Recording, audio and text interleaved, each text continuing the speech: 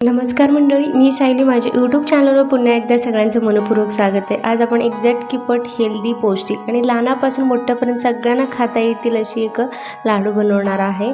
आणि ही लाडू खूपच पौष्टिक आहे. हाडे मजबूत होतात आणि कॅल्शियम वाढती आणि अंगातलं कमतरता असेल तर ते पण भरून काढते. आता लाडू बनवण्यासाठी जे काही साहित्य लागते एकदा बघूया, त्यानंतर रेसिपीला सुरुवात करूया. आता लाडू बनवण्यासाठी आधी डिंक लागते. डिंक, खजूर, काजू, बदाम आणि गूळ घेतले. विलायची, थोडंसं जायफळचा तुकडा घेतला आणि पाव किलो एवढं इथे मी खोबरं घेतलेले, खिसून घेतले खोबरं. आता ह्याच्यातले काही साहित्य आपल्याला भाजायचे, त्यासाठी तूप नाही तर बटर लागणार आहे. आता मी बटरचंच यूज करते. आधी थोडंसं बटर गरम करून घ्यायचं आणि डिंक घातलेले. डिंक पूर्णपणे फुलेपर्यंत आपल्याला भाजून घ्यायचे. थोडंसं हलकं असं सोनेरी कलर यायला पाहिजे तोपर्यंत आपल्याला हे डिंक भाजून घ्यायचे. तुम्ही बघू शकता किती छान फुलले. आता हलकंसं सोनेरी रंग पण आले. आता हे भाजून घेतलेलं डिंक साईडला ठेवायचं आणि त्याच कढईत आपल्याला काजू आणि बदाम देखील भाजून घ्यायचं आहे.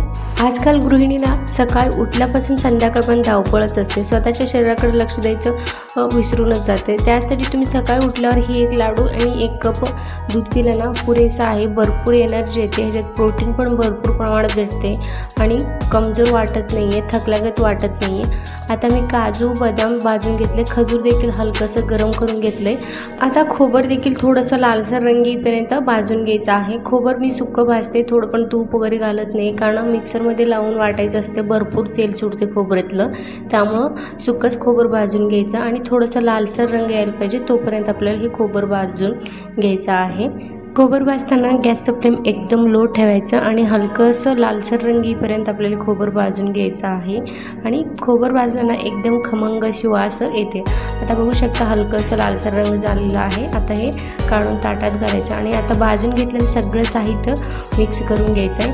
आता ह्याच्यात मी 1 इलायची टाकते आणि जायफळ देखील घातले. जायफळसुद्धा टाकून घ्यायचं आणि आता हे खारीक पावडर भाजायचं नाही आणि गूळ, सगळं साहित्य चांगलं मिक्स करून घ्यायचं आहे. खालनं वरनं खाली करायचं. आता भाजून घेतलेले हे खजूर पण घालायचं आहे. खजूरचे सगळे असं तुकडे तुकडे करून घाला सगळीकडे, जेणेकरून खजूर मिक्स व्हायला पाहिजे. आता सरत्या शेवटी जायफळचं तुकडे घालून घ्यायचं. आता हे सगळं साहित्य मिक्स करून झाले की एका मिक्सरच्या भांडीत घालायचं आणि एकदम बारीक वाटून घ्यायचं. तेल सुटेपर्यंत आपल्याला हे वाटून घ्यायचं. काही गृहिणींचा प्रॉब्लेम असते की काजू बदाम खूप महाग असते, एवढं महागडे आणून कुठनं खायचं. काजू बदाम नसेल तर काय हरकत नाही. शेंगदाणे छान भाजून साल काढून घ्यायचं. डिंक, खोबर, शेंगदाणे आणि थोडंसं विलायची घालून तुम्ही हे बनवलं ना लाडू, खूपच हेल्दी आणि पौष्टिक आहे. शरीराला खूप फायदा आहे हे जे. आता हे सगळं मी मिक्सरमध्ये वाटून घेतलं, एकदम बारीक वाटून घेतलेलं आहे. आणि आता हे जर लाडू सहज वळलं जातं. तुम्ही बघू शकता थोडं पण तूप, तेल कशाचं पण गरज लागणार नाही आहे. लाडू वळताना आपोआप खोबरेमधलं तेल रिलीज होते. तुम्ही बघू शकता किती छान लाडू बनून तयार झालेले. पाकातल्या लाडूपेक्षा ही लाडू एकदा करून बघा, खूप छान बनतात आणि टेस्टला तर खूपच छान लागतात. लहान मुलं देखील खातात. माझा मुलगा आता 5 वर्षाचा आहे, तो देखील रोज आवडीने खाते. तुम्ही पण एकदा नक्की ट्राय करा आणि रेसिपी आवडत असेल तर एक लाईक करा आणि चॅनलला सबस्क्राईब पण करा. अशाच करून आता हे सगळं मी लाडू वळून घेते. एकदमच 1 पाव किलो बनवून ठेवलं ना तुम्ही, पाव किलो खोबर आणि वरती सगळे साहित्य थोडं थोडं घेतलं तरी अर्धा किलोचे लाडू बनवून तयार होतात आपले आणि 15 दिवस सहज टिकतात. आणि वळताना एकदम छोटे लाडू वळून घ्यायचं. छोट्या आकाराच्या लिंबाच्या साईजचे लाडू वळून घ्यायचं आणि छोटे मुलांना दिलं तरी 1 लाडू खातील अशा पद्धतीने हे लाडू वळवून ठेवायचं. चला तर आता सगळे लाडू बनवून तयार झालेले आहेत. मिनिमम मला अर्धा किलो वगैरे झाले होते माझे सगळे लाडू मिळून आणि एक अर्धा तासात मी हे लाडू बनवले. व्हिडिओ करत करत मी अर्धा तासात बनवले. तुम्ही तसंच बनवलं तर 20 ते 15 मिनटं पुरेसं आहे. आता हे लाडू बनवून तयार झालेला आहे.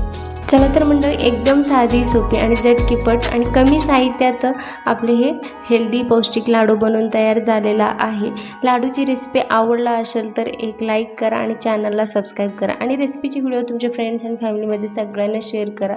आणि व्हिडिओ शेवटपर्यंत बघितल्याबद्दल सगळ्यांचं मनपूर्वक धन्यवाद आहे. मिळूया अशाच एक नवीन रेसिपीसोबत. तोपर्यंत बाय बाय. Thank you all.